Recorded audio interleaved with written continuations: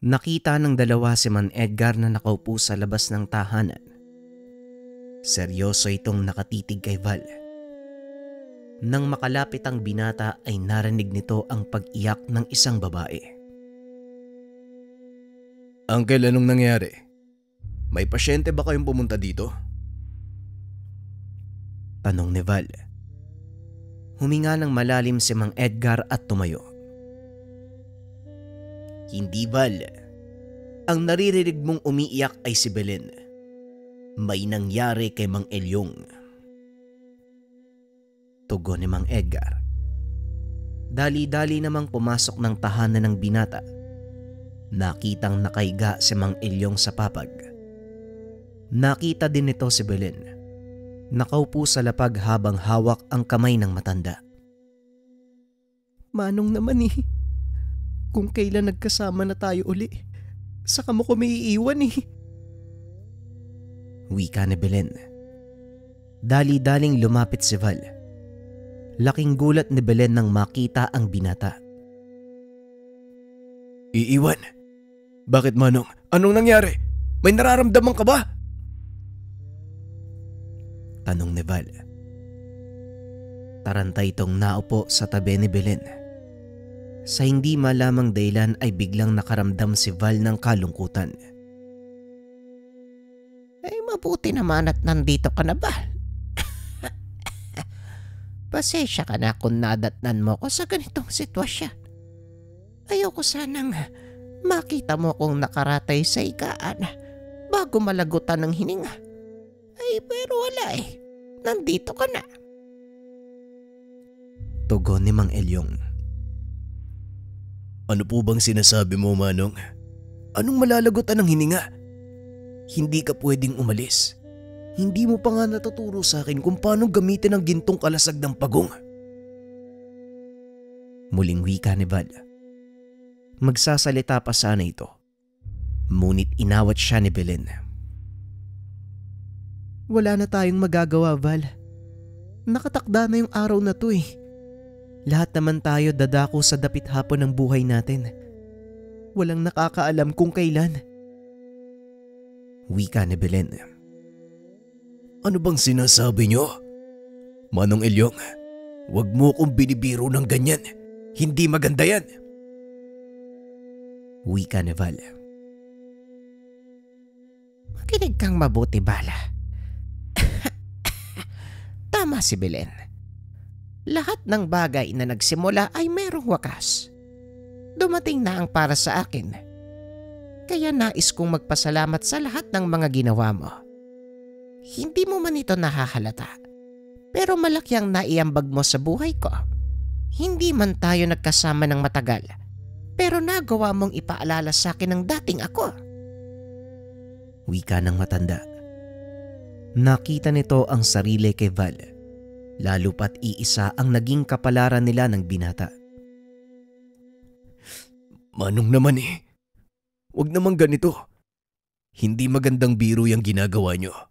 Alika na, bumangon ka na dyan. Ibibili kita ng masarap na lambanog sa bayan. Tugon ni Val. Dito na tuluyang umiyak ang binata. Naalala nito ang una nilang pagkikita ng matanda. Naalala ko pa, nung una tayong nagkita, sinuhulan mo pa ako ng lambanog para malaman ang tungkol sa mga kauri ni Pugang. Matapos magsalita ni Mang Elyong, nang mabanggit ang pangalang Bugang, kagad nagpakita ang nilalang. Pugang, nandito ka din pala. Pasensya ka na. Mukhang mauuna ako sa'yo. Huwag kang mag-alala. Ay sasabihin ko sa iyong ama na naging mahusay kang gabay ni Val at sinunod mo ang lahat ng mga bilin niya. Wika ni Mang Elyong. Wala kang dapat alalahanin. Hangad ko ang matiwasay mong paglalakbay. Val, kailangan nating tanggapin ang pamamaalam ni Mang Elyong. Alam kong masakit para sa inyong mga tao ang ganitong kaganapan, ngunit hindi ito maiiwasan. Wika ni Bugang. Walang tigil sa pag-iyak sina Val at Belen ng mga oras na yun. Maging sina Mang Henry at Mang Edgar, hindi na rin napigilan ang sarili. Tila nakisabay pa ang panahon dahil bumuhos ang malakas na ulan. Aba, magandang panahon para sa isang paglalakbay. Sa muli, Val, masaya kong nakilala ka at lubos akong nagpapasalamat sa pagtanggap mo ng aking kahilingan. Naway ipagpatuloy mo ang aking nasimulan at maging ugat ng panibagong ligasiya. Alam kong hindi ako nagkamali sa pagpili sa iyo bilang tagapangalaga ng mga kaalaman ko.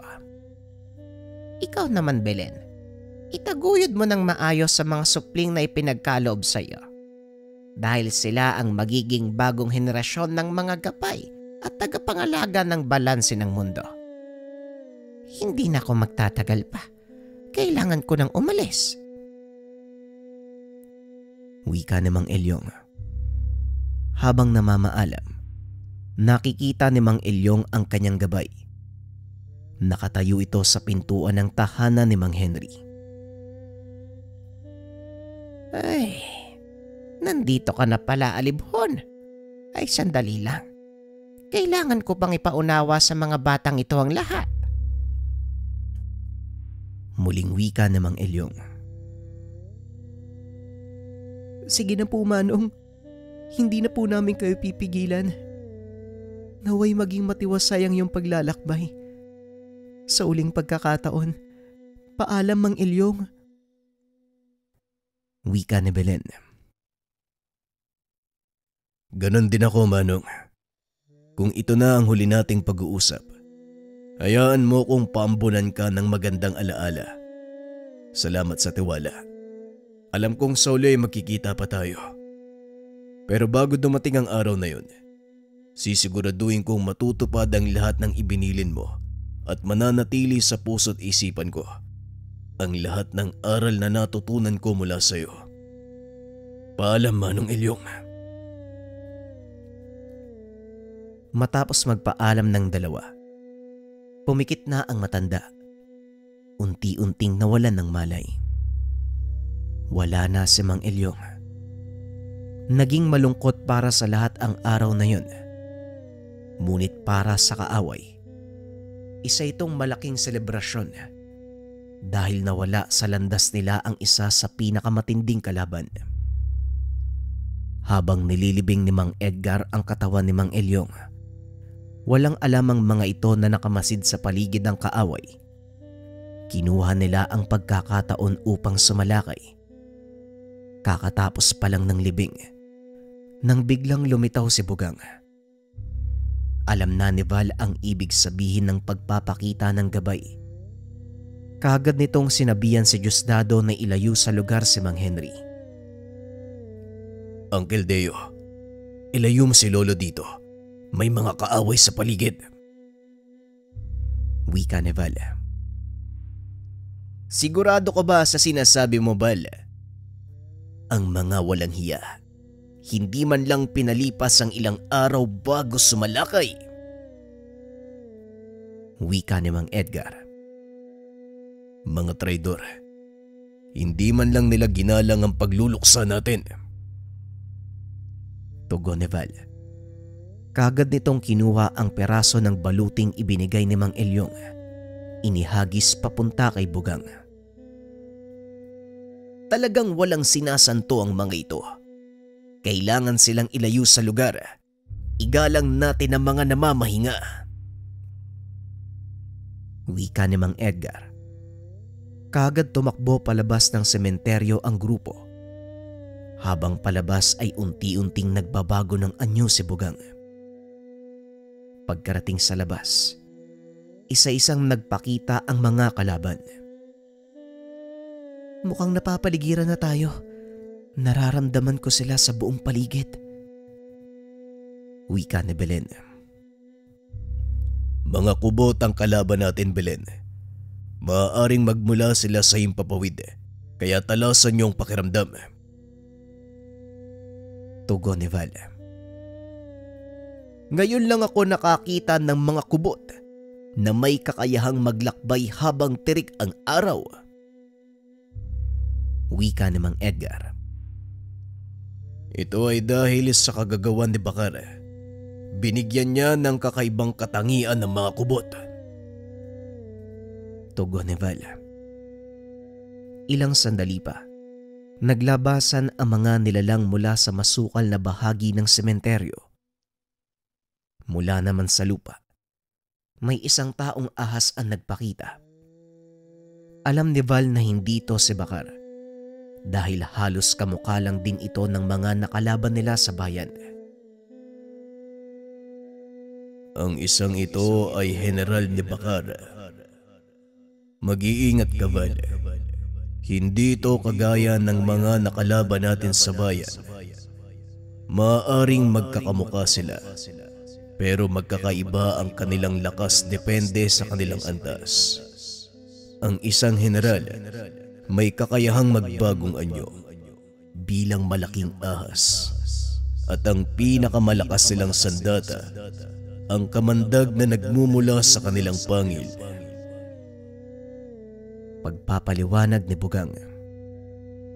Salamat sa abiso, Bugang. Handa ka na ba? Tayo ang haharap sa isang to. Wika ni Val. Pinadyak ni Bugang ang kanyang mga paa. Naganda sa udyat ng binata. Binunot ni Val ang sandatang ipinagkalob sa kanya. Laking gulat ng binata dahil biglang lumitaw sa kaliwang kamay nito ang isang kalasag na gawa sa baon ng pagong. Ako nang bahala sa mga kubot. Mang Edgar, kakailanganin kong tulong mo habang nagtatawag ako ng mga makakatulong. Wika ni Belen. Walang problema. Ako nang bahala sa kanila. Tugon ni Mang Edgar. Naglagay ito ng pananggalang sa paligid ni Belen. Habang nagsasagawa ng ritualang dalaga, mabilis lang na natapos ni Belen ang pagtawag sa mga alaga. Nagsipaglitawan ang mga ito sa paligid ng dalaga. Sa isang kumpas ng kamay, sumugod ang mga ito. Laksa-laksang bubuyog ang sumugod sa mga kubot na nasa himpapawid. Samantalang malalaking gagamba at makamandag na kulisap naman ang nakipagsagupaan sa mga nasa lupa.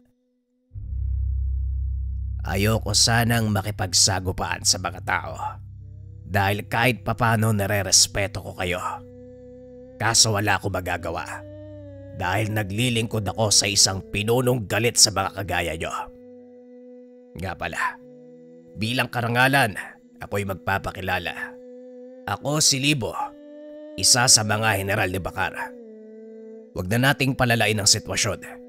Sumuko ka at ibigay sa akin ang bertud ng iyong kaibigan. Wika ni Libo. Pasensya na pero hindi ko magagawa ang sinasabi mo. Hindi pa ako nasisiraan para isuko ang isang makapangyarihang bertud sa mga kagaya nyo. Tugon ni Val. Ay nako, kung yan ang gusto mong mangyari, pagbibigyan kita. Huwag mo lang akong sisisihin sa uli, binata. Sayang ka. Alam mo, pwede kang gawing general ni Bakar. Yon ay kung makikipagkasundo ka sa kanya. Isipin mo na lang ang maaari mong gawin sa oras na... Hindi na ituloy ni Libo ang sasabihin dahil kagad itong sinagot ng binata. Hindi ako interesado sa mga sinasabi mo. Wala akong pakialam sa pagkakaroon ng katungkulan. Lalo na kung isang kagaya ni Bakar ang paglilingkuran. Ito ang tatandaan mo. Kailanman hindi ako sasanib sa inyo. Tugon ng binata. Kagad itong sumugod papunta sa kinaroroonan ni Libo. Laking gulat ng nilalang dahil napakabilis kumilos ng binata. At ang lalong ikinagulat nito, nang biglang lumitaw si Bugang, Hinataw siya ng malaking pamalo ng gabay. Mabilis na nakaiwas si Libo. Tumawa ng malakas na tila tuwang-tuwa nang makita si Bugang.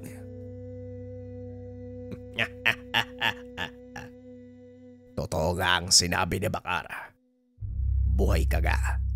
Ang tanging naiwan sa angkan ng mga taong pagong.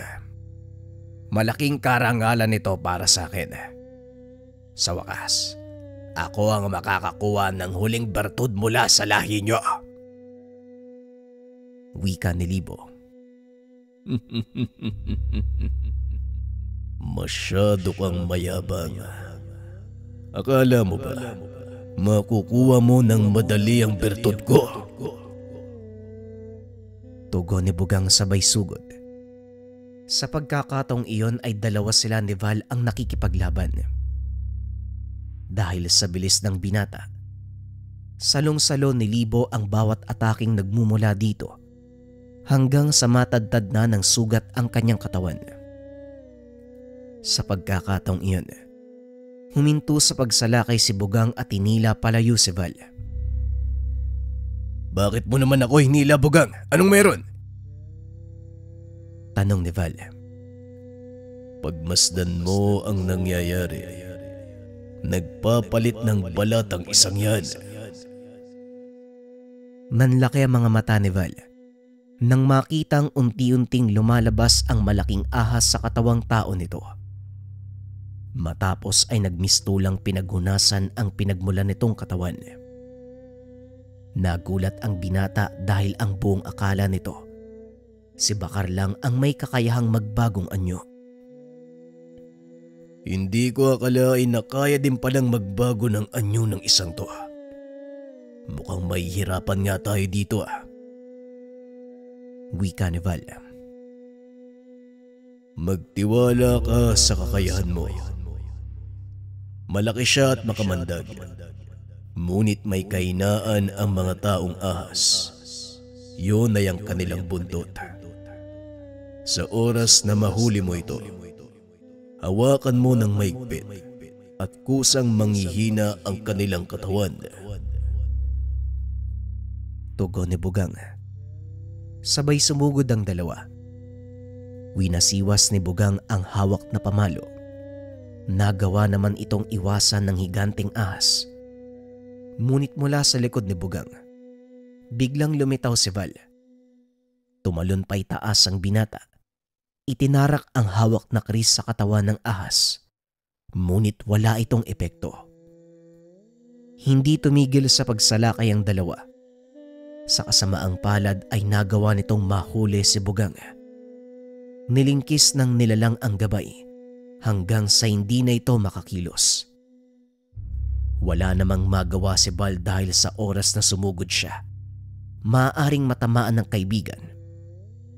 Ngunit nasorpresa ang binata nang biglang maglabasan mula sa likod at braso ni Bugang ang matatalas na tinik.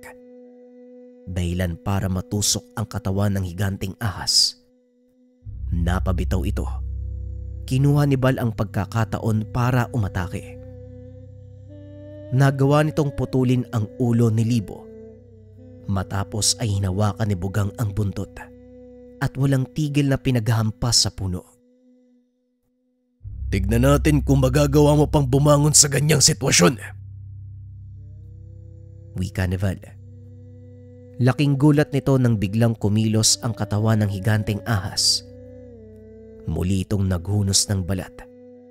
Panibagong anyo na naman ang lumabas. Sa pagkakataong iyon ay kalahating katawan nito ay tao. Tao mula ulo hanggang sa bewang. Ang kalahati naman ay ahas. Mula bewang paibaba. Aminin ko malakas ang tambalan nyo. Patunay lang na maganda ang koneksyon nyo ni Bugag. Pero uunahan ko na kayo. Ito na ang panghuli kong anyo. Wala pa ni isa sa mga nakalaban ko ang nakaligtas sa tuwing ginagamit ko ang anyong ito. Wika ni Libo. Lumabas ang sandata sa kamay nito. Kagad sinugod ang dalawa. Gaya ng naunang atake, Patatamaan ko siya sa katawan. Sikapin mong mahuli ang buntot. Wika ni Bugang. Walang problema, kaibigan. Humanda ka. Nandiyan na siya. Wika ni Val. Paglapit ng nilalang, kaagad itong hinambalos ni Bugang. Nagawa itong sanggain ng kalaban. Ngunit hindi nito namalayan si Val na noon ay nasa kanyang likuran. Itinarak ng binata ang kris sa bandang buntot ni Libo upang hindi na ito makaalis. Matapos ay hinawakan ng maigpit ang buntot habang pinipiga. Napasigaw ang taong ahas hanggang sa mabitawan nito ang kanyang sandata. Huwag mong bibitawan ang buntot niya, Val! Wika ni Bugang. Dali-dali nitong hinuli ang bandang ulo ng taong ahas. Buong lakas na niyapos. Naglabasan ang mga tinik sa katawan. Tumagos ito sa katawan ng kalaban. Lalo pang nilakasan ni Bugang ang pagkakasakal hanggang sa mabali na ang buto ni Libo. Pumagsak ito sa lupa. Pilit na itinatayo ang sarili ngunit wala na itong lakas dahil nalasog na ang kanyang katawan. Hindi ko inaasahan ng ganitong lakas. Nagkamali ako ng akala. Wika ni Libo habang nakahandusay sa lupa. Masyado mong minaliit ang kakayahan namin ng kaibigan ko. Ngayon pagbabayaran mo ang ginawa mo. Tugon ni Bugang. Muli nitong dinampot ang sandata. Sa pagkakataong iyon ay muling nagbago ng anyo. Mula sa malaking pamalo, naging matalas na palakol. Walang pagdadalawang isip na pinugot ang ulo ng kalaban. Laking gulat ni Val dahil matapos itong gawin ng gabay, tila unti-unting napupudpod ang katawan ni Libo. Pumasok sa katawan ni Bugang ang liwanag na lumalabas mula dito. Anong nangyayari, Bugang? Bakit sumasanib sa'yo ang nilalang na yan? Tanong ni Val. Hindi, Val. Bumabalik lang sa katawan ko ang bahagi ng bertud na mula naman sa aking mga kalahing napatay ng nilalang na ito. Tugon ni Bugang. Muling nagbago ang itsura ng gabay. Naging mas malaki ang katawan nito at tila lalong tumibay ang baluting nakabalot sa kanya. Mabuti naman kung ganun. Mas lalong madadagdagan ang lakas mo. Wika ni Val. Lingid sa kaalaman nito na hindi lang si Bugang ang lumakas ng mga sandaling iyon. Dahil ilang minuto lang ang nakalipas, kakaibang init ang bumalot sa katawan ng binata. Hindi lang ako ang nadagdagan ng lakas, Val. Maging ikaw ay nadagdagan din. Mamaya ko na ipapaliwanag sa'yo. Mukhang kailangan ng tulong nila Belen sa gawing yon. Tugon ni Bugang. Paglingon ng binata, nakita nitong pinagtutulungan ng mga kubot ang dalawang kasama. Dali-daling tumakbo si Val. Iwinasiwas ang hawak na kampilan. Pinagtataga ng mga ito ang kubot hanggang sa unti-unting nabawasan ang kanilang bilang. Sa pagkakataong iyon, kinuha ni Bugang ang atensyon ng mga kalaban. Wala na ang inyong Panginoon. Malaya na kayong makakalis. Wala nang mamimilit na gawin ang mga bagay na ayaw nyo. Wika ni Bugang. Nagsipaginto sa pagsalakay ang mga nilalang. Nilingon ang nooy kalansay na lang nakatawan ng taong ahas. Isa-isang nagpulasan ang mga kubot hanggang sa tuluyan ng makaalis ang lahat. Mabuti naman at nagawa niyong talunin ang taong ahas na yun. Talaga namang wala silang patawad. Hindi man lang nila iginalang ang libing ni Ka Ilyong. Wika ni Mang Edgar. Kaya nga uncle yan ang tatandaan natin. Ganyan kawalang hiya ang mga kalaban. Wala silang pakialam sa mga tao. Tugon ni Val. Hayaan nyo na. Maging masaya na lang tayo dahil nagawa nating talunin ng isa sa matataas na galamay ni Bakar. Tara, bumalik na tayo sa inyo, Val, para magamot ng pinsala nyo. Wika ni Belen. Ngunit pagdating ng mga ito sa tahanan, laking gulat ni Val dahil parang dinaanan ito ng bagyo. Wala na si Diosdado at Mang Henry sa bahay. May mga bakas na parang ginapangan ng dambuhalang ahas ang paligid. Naloko na. Mukhang pati si Manong Henry kinuha ng mga kalaban. Wika ni Mang Edgar. Kalmado naman si Val dahil alam niyang hindi sasaktan na mga kalaban ang kanyang lolo at tiyuhin. Huwag kayong mag-alala, Uncle. Hindi nila sasaktan si Lolo Henry at Uncle Deo. Ako ang kailangan nila. Gagamitin nilang pahay ng dalawa upang lumabas ako at isuko si Bugang. Tugon ni Val. Tama ka, Val. Mukhang yun nga ang mangyayari. Ang kailangan nating gawin ay matunto ng kanilang kinaroroonan. Pero ang tanong, paano nating gagawin ang bagay na yun? Tanong ni Mang Edgar. Si Lola Sima, alam niya ang gagawin. Magmadali kayo. Palubog na ang araw. Kailangan natin siyang puntahan sa tahanan. Tugon ni Belen. Madulas ang daanan ng mga sandaling iyon. Kaya natagalan ang pangkat na marating ang tahanan ng dalaga. Pagdating sa lugar, laking gulat ng tatlo dahil nakikipagsagupaan na ang matanda sa mga kubot. Bilisan nyo! Kailangan ng tulong ni Lola Sima! Wika ni Val. Ngunit inawat ito ni Belen. Sandali lang, Val. Panoorin mo kung paano makipaglaban si Lola Sima para malaman mo kung bakit siya kinatakutan noon. Tugon ng dalaga. Nanatili sa kinakatayuan ng tatlo habang pinagmamasdan si Lola Sima. Tahimik lang itong nakatayo sa gitna ng mga galit na kalaban at sa isang kumpas ng kamay, biglang nagbabagsakan ang mga ito. Naglitawan ang mga makamandag na insekto.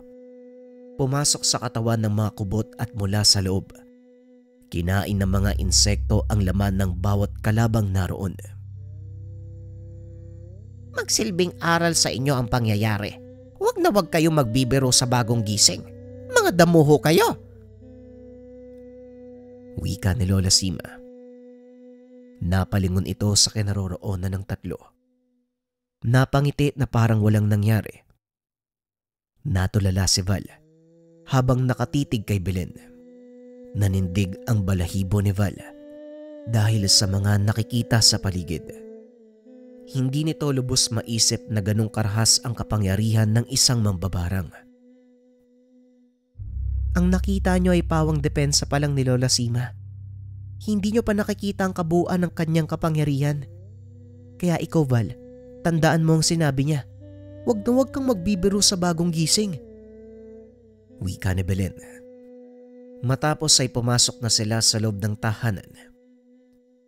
Anong nangyari sa inyo? Bakit basang-basa kayo ng ulan? Tanong ni Lola Sima. Wala itong alam na patay na si Mang Elyong. Pinili ng dalawa na wag muna itong sabihin.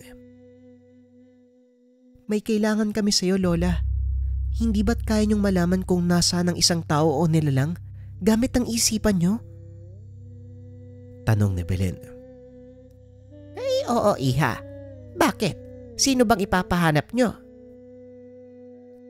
Tanong ni Lola Sima. Si Bakar, Lola. Gusto naming malaman ang kinaroroonan ng sukob na yon. Kailangan nang dalhin sa kanya ang labanan. Wika ni Val. Walang problema, maliit na bagay. Kailangan ko lang ng bahagi ng pagmamay-ari ng taong ahas na yon. Kagaya ng buhok o pinagunasan. Wika ni Lola Sima. Sakto namang may naitabi si Mang Edgar. Mula ito sa natagpuan nilang pinagunasan sa bakuran. Eto Val, itinabi ko ito bago tuluyang sunugin ni Manong Henry. Tugon ni Mang Edgar. Inabot niya ito kay Lola Sima habang nagsasagawa ng ritual ang matanda. Pinagsilbihan sila ni Belen ng mainit na salabat. Ilang minuto ang nakalipas. Nagawa ng tapusin ng matanda ang ritual. Laking gulat ng mga ito sa sinabi ni Lola Sima. Mukhang hindi nyo na kailangan maghanap. Paparating na sa lugar na ito ang nilalang na hinahanap nyo. Sabihin nyo ang katotohanan. Bakit kayo hinahabol ng mga taong ahas? Tanong ni Lola Sima. Sa susunod ko na po ipapaliwanag. Kung paparating na sila sa kinaroroonan natin, mas mabuting maganda na tayo. Tugon ni Val. Muling nagtanong ang matanda at sa pagkakataong iyon, wala nang pagpipilian si Val kung hindi sabihin ang katotohanan. Bakit kailangan nating maganda? Muling tanong ni Lola Sima. Mangyari po'y dinukot ng mga taong ahas si Lolo at Uncle Deo. Ako ang pakay nila at ang kaibigan kong si Bugang. Pinahanap namin ang kanyang kinaroroonan dahil gusto naming iligtas ang dalawa. Kaya nagtataka po ako kung bakit sila susugod sa lugar na ito. Wika ni Val. Kung sa bakuran ko magaganap ang labanan, siguro naman may karapatan ako malaman ng katotohanan. Sa susunod na magtago ka ng sikreto sa akin, ipapaalmusal kita sa mga alaga kong alaktan. Hindi ako nagbibiro, binata. Tugon ni Lola Sima. Ilang minuto pa ay naramdaman nito ang pagdating ng napakalaking puwersa ng kubot. Dali-daling lumabas si Val. Madilim ang paligid. Wala siyang kakayahang makakita sa dilim. Naku, naloko na. Mukhang lamang ang kalaban sa pagkakataong ito. Hindi ko sila makita, Bugang. Wika ni Val. Ako ang magsisilbing mata mo. Kagaya ng sinabi ko, magtiwala ka lang. Tugon ng gabay. Malaki ang tiwala ko sa iyo, Bugang. Sa haba at dami ng pinagdaanan natin, ngayon pa ba ako mawawalan ng tiwala sa iyo? Sige lang, simulan na natin ang laban. Wika ni Val. Kumalma ka, kaibigan. Hindi pa dito matatapos ang yugto ng buhay mo. May kinabukasang nag-aantay sa atin, Val. Magkasama nating haharapin ang mga susunod na pagsubok. Tugon ni Bugang. Hinawakan nito sa balikat ang binata. Laking gulat ni Val dahil biglang nagliwanag ang paligid. Naaninag dito ang mga nilalang na nakapalibot sa kanila. Napagtantong napapaligiran sila ng napakaraming kubot. Mukhang dinala ni Bakar ang buo niyang puwersa. Tama ka, Val. Kung titignan ay kulang tayo sa bilang. Ngunit gaya ng sinabi ko, walang imposible sa pinagsama nating lakas. Wika ni Bugang. Laking gulat ng mga ito nang biglang magdatingan ang mga hindi kilalang tao. Pinangungunahan ito ni Baldo. Pasensya na kayo kung nahuli kami ng dating ha. Kasama ko ang ilan sa mga manunugis mula sa kabilang bayan. Narito sila para tumulong. Wika ni Baldo. Napangiti naman si Val nang makita ang mananandok. Masaya akong makita kayo, Manong Baldo. Maraming salamat sa pagdating. Tugon ni Val. Handa na kami, Val. Ibigay mo lang ang hudyat. Wika ni Mang Edgar. Kasama nito si Belen at Lola Sima. Ilang sandali pa ay naaninag ni Val ang isang lalaking naglalakad papunta sa kanilang kinaroroonan. Sa wakas, nagpang-abot tayong muli, binata. Masaya akong nakikita ang kasalukuyan mong antas, Bugang. Nangangahulugan lang na handa na ang iyong katawan para sa ating pagsasanib. At sa oras na makuha ko ang iyong bertud, wala nang makakapigil sa akin. Wika ni Bakar. Hanggang sa pangarap lang ang sinasabi mo. Dahil dito na magwawakas ang lahat ng kabuktutan mo, Bakar. Tugon ni Bugang.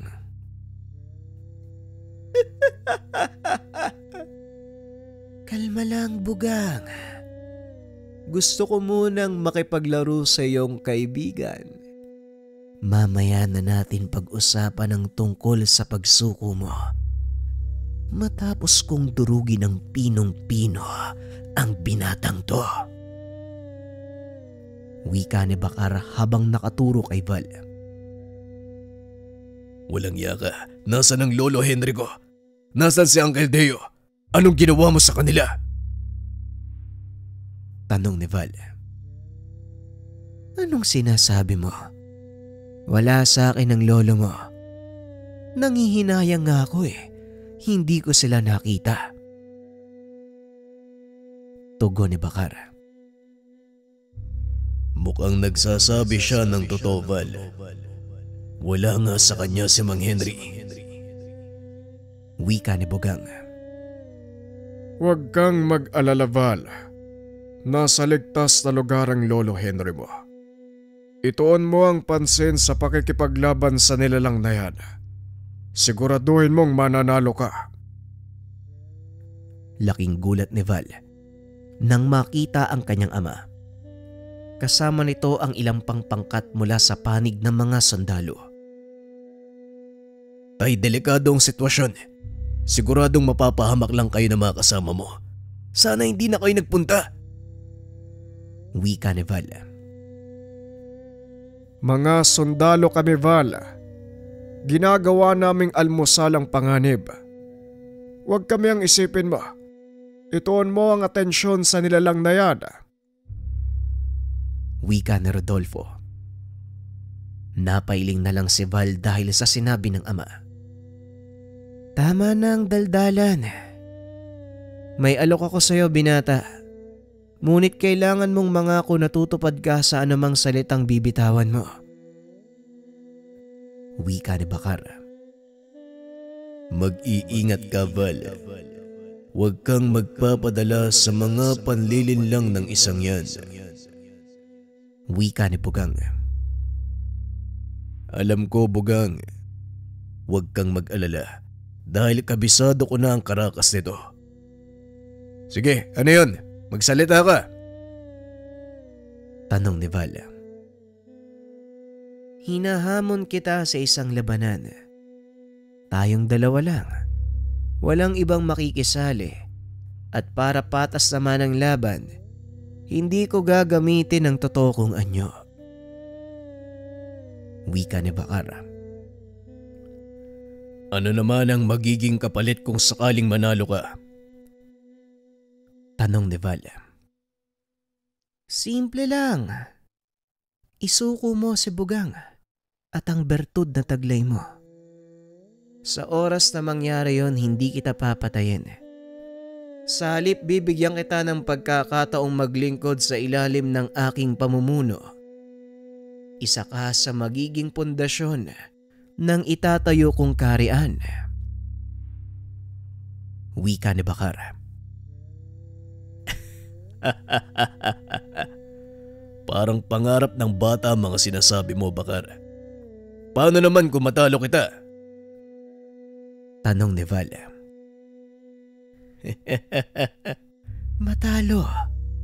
Hindi mangyayari yon. Kung ako sa'yo, susuko na lang ako. Napakataas ng tiwala mo sa iyong sarili, Bakar. Hinay-hinay lang. Baka bigla kang lumagapak. Sige, tinatanggap ko ang hamon mo. Labanan hanggang kamatayan. Wika ni Val sabay bunot ng kanyang sandata. Akmang lalakad sana si Bugang nang biglang magsalita si Bakar. Hop, sandali lang. Hindi ka pwedeng sumama, Bugang. Kaming dalawa lang ang maglalaban. Huwag kang makikisali. Wika ni Bakar. Ngunit nakikita ng binata ang ilang malaking ahas na nakapaligid dito. Kung ganon, alisin mo ang malaking ahas na nakapaligid sa'yo. Tugon ni Val. Bahagi sila ng katawan ko. Hindi ko sila maaaring alisin. Bakit?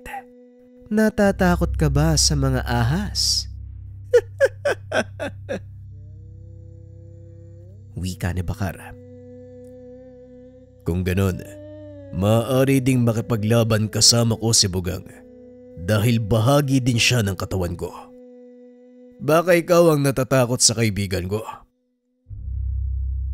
Tanong ni Val. Hindi ako natatakot sa taong pagong na yan. O sige, kung gusto mong makipaglaban kasama siya, walang problema. Hindi pa rin naman kayo mananalo. Kung ganun, tama na ang satsat. Simulan na natin! Wika ni Val. Kaagad nitong hinanda ang sarili sa pagsugod. Nang mga sandaling ito ay sumugod na rin ang mga kubot. Hinarap ito ng kanyang mga kasama. Huwag mo kaming alalahanin, Val. Kami na ang bahala sa kanila. Wika ni Edgar.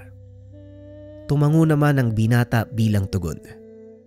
Muli nitong ibinaling ang atensyon kay Bakar na noon ay papasagod na sa kanyang kinaroroonan. Mabilis na sinalubong ng dalawa ang taong ahas. Sunod-sunod na atake ang natanggap nito mula kay Val at Bugang. Nanggalaiti sa galit si Bakar dahil hindi nito magawang makasabay sa bilis ng binata. Ngunit kahit nagagawang sugatan ni Val ang kalaban, kusa din itong naghihilom dahil sa taglay na kakayahan mula naman sa angkan ni Bugang.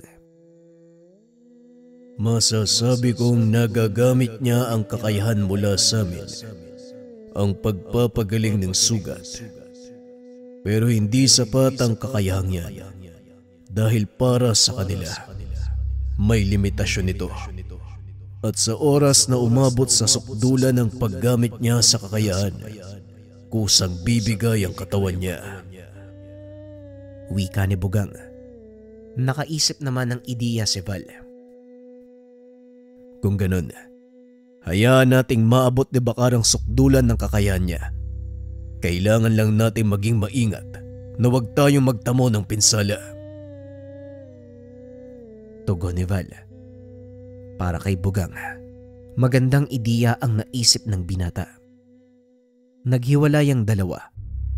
Tumakbo papunta sa likod nito si Val. Pinunterya ang isa sa mga ahas na nakapaligid sa kanya.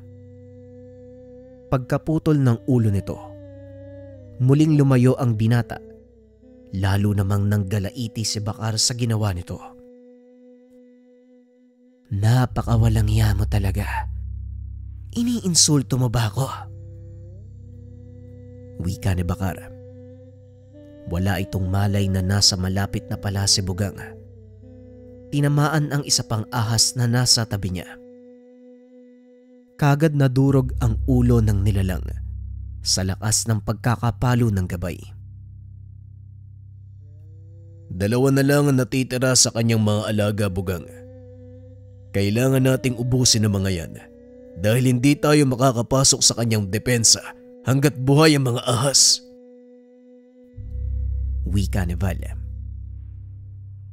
Sang-ayon ako sa sinabi mo, Val.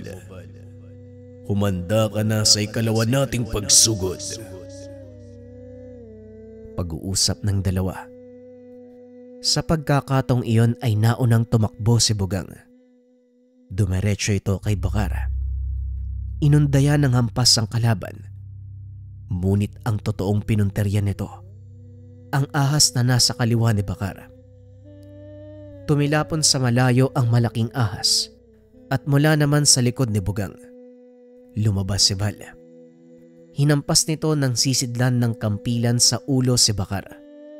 Walang pagdadalawang isip na pinugutan ng ulo ang ahas na nasa kanan nito. Paano ba yan, Bakara? Mukhang wala nang natitira sa mga alaga mo. Wika ni Val. Hindi pa tapos ang laban. Ang totoo, nagsisimula pa lang ako kaya maganda ka. Dahil pagbabayaran mo ang pagpatay sa mga alaga ko. Tugon ni Bakara. Napatras si Bugang nang maramdaman ang malakas na enerhiya. Unti-unting nagbago ang anyo nito. Lumaki ang katawan ni Bakara. Nabalot ng makapal na kaliskis ang balat. Naging ulo din ng ahas ang kanina'y normal nitong muka. Ngayon maganda na kayo. Simulan na natin ang totoong laban. Wika ni Bakara at bigla itong nawala sa kinakatayuan. Laking gulat ni Val dahil malakas sa suntok ang tumama sa kanyang pisngi. Tumilapon ng malayo ang binata at tumama sa katawan ng puno. Sa lakas ng pagkakasuntok ni Bakara, nabuwal ang mga ito. Napalingon ng lahat ng marinig ang malakas na kalabog. Ngunit mabilis na nakatayo ang binata, kaya nawala ang pag-aalala ng mga kasamahan. Aminado ko hindi ko nakita ang ataking yun. Salamat bigla ako nagising. Ang totoo medyo inaantok na kami ni Bugang Wika ni Val. Lalong nagalit si Bakara sa pag-aakalang malaking pinsala ang naidulot sa binata. Akmang susugod na sana ito nang bigla naman siyang salubungin ni Bugang. Hinampas ng malaking palakol. Tumilapon nito sa malayo. Mabilis namang nakabawi at muling sumugod si Bugang. Sa pagkakataong iyon, magkasunod na suntok ang ibinigay nito kay Bakara. Ramdam ang pagyanig sa paligid sa bawat tama ng kamao ni Bugang sa katawan ni Bakara. Hinawakan niya ito sa leeg.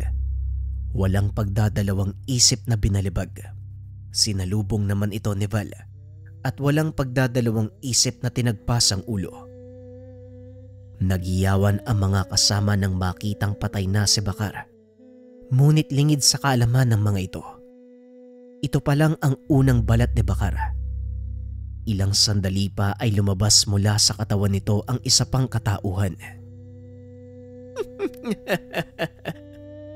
Iba talaga ang nagagawa ng katawan ng isang reptilian. Wika ni Bakara. Napaatras si Val sa nasaksiyan. Teka, hindi ito nasabi sa akin ni Mang Elyong Wika ni Val. Nagulat ka ba, binata? Wala akong kamatayan. Kaya magsasayang ka lang ng panahon sa Hindi na ituloy ni Bakara ang sasabihin.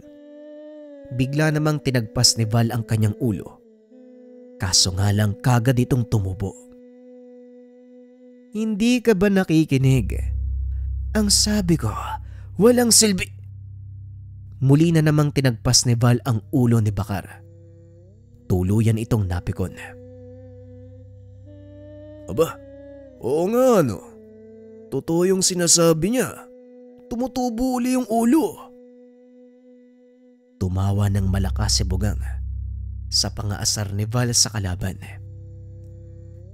Pagbabayaran mo ang insultong ginawa mo sa akin.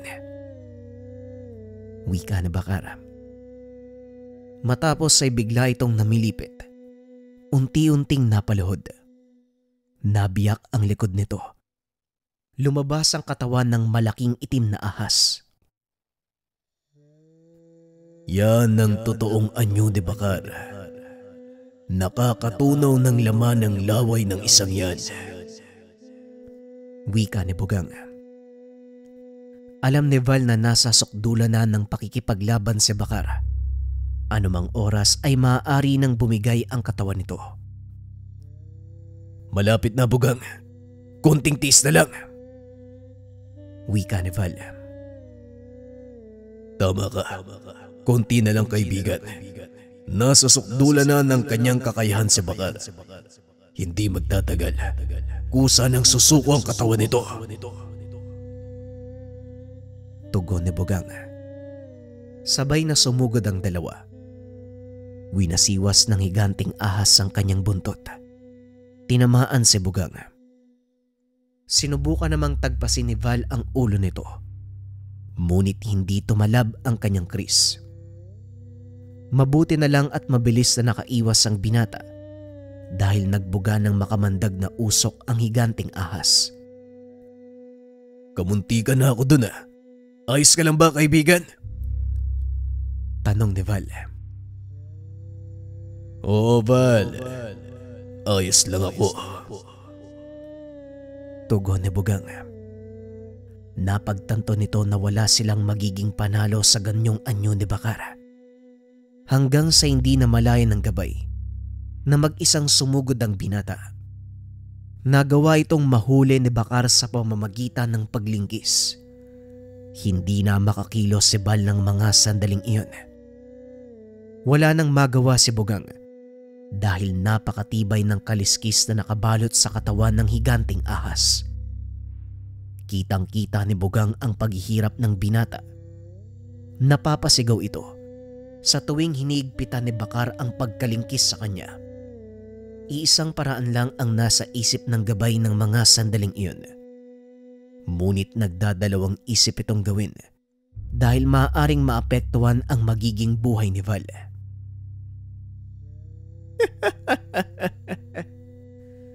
Ano na, Bugang?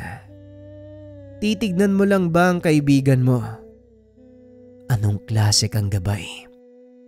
Hinahayaan mong mahirapan ang iyong amo. Wika ni Bakar na siyang pinakamalaki niyang pagkakamali. Hindi na nagsalita si Bugang. Bigla na lang nag-iba ang anyo nito. Unti-unting dumilim ang paningin ni Val. Nakita ng binata ang malahalimaw na anyo ng gabay. Naglabasan ang matatalas na tinik sa katawan nito. Mula ulo hanggang sa likuran. Napakabilis itong kumilos na halos hindi na malayan ni Bakar ang kanyang paglapit. Nagawang sakali ni Bugang ang higanting ahas dahilan para mabitawan nito si Val. Hinila ng gabay si Bakar palayo at paulit-ulit na hinampas sa lupa. Nagulat ang lahat sa sunod na ginawa ni Bugang. Dinampot nito si Val at niyakap. Halos wala ng buhay ang binata ng mga sandaling iyon. Alam ni Bugang na hindi na ito magtatagal. Patawad, kaibigan. Ngunit ito na lang ang tanging naisip kong paraan para hindi ka mawala. Wika ng gabay. Biglang nagliwanag ang katawan ng dalawa. Unti-unting natunaw ang baluti ni Bugang. Sa sobrang liwanag, hindi na makita ng mga naroon ang nangyayari. Unti-unting lumipat sa katawan ng binata ang enerhiya ni Bugang hanggang sa tuluyan na itong maglaho. Nababalot pa din ng liwanag ang katawan ni Val ng mga sandaling iyon. Nag-uusap ang dalawa sa pamamagitan ng isipan. Anong ginawa mo, Bugang? Bakit mo sinakripisyo ang iyong sarili? Tanong ni Val. Ito lang ang alam ko para manatili kang buhay. Hindi ito isang sakripisyo para sa akin. Karangalan ang ginawa ko. Magiging isa ang ating katawan. Tugon ni Bugang. Ilang sandali pa ay humupa na ang liwanag. Tumambad kay Bakar ang bagong anyo ng binata. Ang kalahati ng katawan nito ay balot ng makapal na kaliskis, mula ulo hanggang sa paa. Samantalang ang kaliwa naman ay normal na tao. Ngayon iisa na ang ating katawan at may kakayahan kang gamitin ang kapangyarihan ko kahit kailan mo naisin. Wika ni Bugang. Itinaas ni Val ang kanyang kamay. Lumabas mula sa braso ng binata ang mga tinik at walang pagdadalawang isip na sinugod si Bakar. Isang malakas sa suntok ang binigay nito, dahilan para magalusan ang makapal na kaliskis ng ahas. Lumabas ang pinakabalat niya. Laking pagtataka ni Bakar dahil hindi naghihilom ang sugat na gawa ng binata. Ang mga tinik sa braso at katawan mo nagtataglay ng lason para makapatay ng mga taong ahas. Wika ni Bugang. Napangiti naman si Val at muling sumugod. Sa pagkakataong iyon, muli siyang nilingkis ni Bakar. Ngunit laking pagtataka ng kalaban dahil nakatitig lang ng blanko sa kanya ang binata. Kahit anong pagpiga ang gawin nito, hindi na umiipekto. Isinagad nito ang kabuang haba ng kanyang katawan para ipulupot kay Val. Ito ang pinakahinihintay na pagkakataon ng binata. Biglang naglabasan ang matatalas na tinik sa katawan niya. Tumusok ito sa katawan ni Bakar. Hindi niya magawang tanggalin ang sarili sa pagkakalingkis dahil ang bawat tinik nagtataglay ng malaking sima. Pasensya na, Bakar, pero kailangan ko nang tapusin ang laban na to. Tapos na akong makipaglaro. Wika ni Val. Unti-unting nakaramdam ng pagkamanhid ang higanteng ahas. Saka pa lamang nito napagtanto na ang mga tinik na nakatarak sa kanyang katawan punong-puno ng lasong nakakamatay para sa kanilang mga taong ahas. Anong ginawa mo sa akin? Pakawalan mo ko dito! Wika ni Bakar habang pilit na sinusubukang makawala sa pagkakalingkis. Bigla namang inatras ni Val ang mga tinik. Napasigaw si Bakar. Dali-dali itong gumapang palayo sa pag-asang makakatakas. Ngunit habang papalayo ito, unti-unti namang natutunaw ang kanyang katawan hanggang sa tuluyan itong maging abo. Ang mga kubot naman nagsipag-atrasan nang makitang wala na ang kanilang pinaglilingkuran. Nagsigawan ang mga kasama ni Val. Masaya ang binatang nagawa nilang manalo sa laban. Ayos ka lang ba, Val? Bakit hindi ka bumabalik sa dati mong anyo? Tapos na ang laban ah. Wika ni Belen. Patawad, Belen. Pero ito na ang magiging itsura ko mula ngayon. Matatanggap mo pa rin ba ako kahit yung kalahating katawan ko meron ng baluti ng pagong? Tanong ni Val. Wala namang problema sa akin yung itsura mo eh. Ang nagustuhan ko sa'yo, yung kalooban mo. Hindi kung ano yung panlabas. At saka, hindi ka din naman gwapo eh. Kahit wala pa yung kaliskis, parang wala namang nagbago. Tugon ni Belen. Hindi makapaniwala ang mga sundalo sa nasaksiyan. Ngunit dahil mga kasama nito ng kanyang ama, nagkasundo ang grupo na ilihim ang lahat ng kaganapan. Nanumpa din ang mga itong dadalhin nila sa kanilang hukayan sekreto. Walang sino man ang makakaalam ng totoong nangyari sa lugar. Magpapaalam na kami, Val. Masaya akong nagawa mong talunin ang mga halimaw na yon. Ipinagmamalaki kita. Wika ni Rodolfo. Kagad na itong umalis sa lugar. Matapos ang labang iyon, tuluyang nag-iba ang naging buhay ng binata. Hindi na ito madalas lumabas para hindi maging sanhi ng takot sa mga kabayan. Ngunit ito ang malaki niyang pagkakamali. Ang mga tao mismo ang dumadalaw sa kanilang tahanan upang mag-alay ng pagpapasalamat. Walang nakitang panghuhusga at pangalipusta ang binata. Kaya naman malaya itong nakapaglakad sa bayan gaya noon. Sa paglipas ng panahon, nagkaroon ng sariling pamilya si Val. At gaya ng pinangako nito, ipinagpatuloy ng binata ang legasiyang iniwan ni Mang Ilyong. Tinuruan nito ng mga kaalaman sa panggagamot ang kanyang dalawang anak na si Lucio at Atina. Naging biyasa sa kaalaman ng barang ang batang babae. Samantalang si Lucio naman, natutunan ang parehong kaalaman ng ama at ina. Namuhay ng payapa ang pamilya. Samantalang ang gabay naman, patuloy pa rin nasa loob ng katauhan ni Val. Ngunit ang pinaka nagpasaya kay Val, nagkaroon din ng alagang mga pagong ang anak. Ayon kay Bugang, ito ang simula ng bagong siglo ng kanyang angkan. Muling pagyayamanin ni Val at Bugang ang nawalang angkan ng kaibigan. Patuloy din na gagabayan ni Bugang ang kaibigan upang tumulong sa mga tao. Maswerte si Val dahil kahit hindi na normal ang itsura, merong pa ring babaeng nagmamahal sa kanya at tinanggap siya ng taong bayan.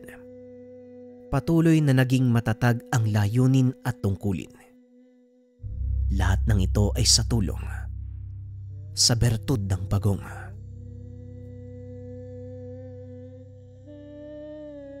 Maraming salamat sa pakikinig ng ating kwento mga kabayan.